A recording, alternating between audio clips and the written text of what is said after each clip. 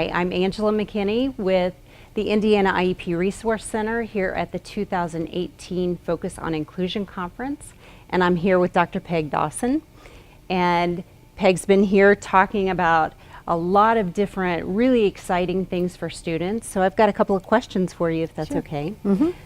Tell me, based on your work, how can educators design and implement student-centered interventions in the educational setting? Sure, that's a good question. I think what I want to focus on is the student-centered piece of that, because I think educators are used to creating interventions all the time, but we often leave kids out of the decision-making process. So our sort of approach really makes the kids sort of front and center. So otherwise, it'll sound like a typical behavior plan. I mean, you start with identifying what the problem behavior is, and then if it's in terms of executive skills, you have to figure out which executive skill is that, because that's going to help you design an appropriate intervention. Often, once you've figured out the problem behavior and the executive skill, then you realize, oh, this is too big, I can't handle all of this all at once. So then you have to ask yourself, where are we going to start? And it's like, if you could change one small piece of the behavior or one setting or activity in which the behavior occurs that would lead you to say, this is better, that's where you would start. Then the next step is to involve the child in a conversation in which you explain why you think this is a problem. If you can do behavior counts to say, you know, you had a hard time raising your hand before calling out in circle time, so, and this is how many times I saw it, that's fine. Otherwise, just present the problem in a way that the child understands this is kind of getting in the way. It's making it hard either for you to learn or for other kids to learn. And then the next step in the process is to ask the child, what do you think might work for you? What could we do to make this better? And you can do this at all ages. And so once you've identified, because kids at all ages can come up with a suggestion. If they have trouble, it always helps to have 2 or 3 strategies in your back pocket. You can say, I got a couple ideas, let me throw them out to you, see if one of them works. And then come up with a game plan involving that strategy. Just before the target situation, you remind the kid, here's our game plan, remember this is what we're working on. And then prompt if you need to during the problem situation, and then debrief afterwards. And ideally find some way to show that they are making progress, whether it's a chart or a graph or a behavior count or something like that. Just a real quick example, because I know you probably want to go on to something else as well.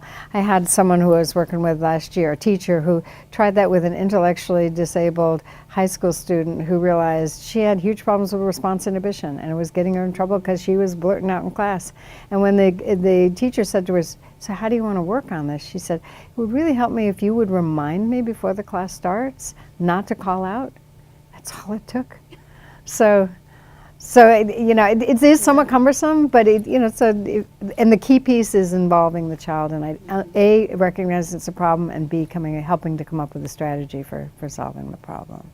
And along kind of those same lines, talk to me about coaching. How does coaching help kids with their executive skills? And actually, coaching is another way of coming at it from the same issue in terms of involving the student. Coaching is, I mean, the way we designed it initially, it was, you know, one adult working with one kid to set a goal. I mean, we've had variations on that since then, but the key piece, and this is the commonality with that previous one, is it's the student's decision about what goal they want to work on. And then again, it's coming up with a game plan. A daily coaching, usually what coaching is, it's a daily conversation with a kid. Let's talk about the plan you made yesterday. How did it go? What are your plans for today? And how are you going to carry that out? So what are you going to do when you're going to do it, kind of thing. But what we've learned from, 2 things we've particularly learned from, 3, I should say, from trying this coaching process over several years. First of all, it has to be voluntary. You can't force coaching onto a kid.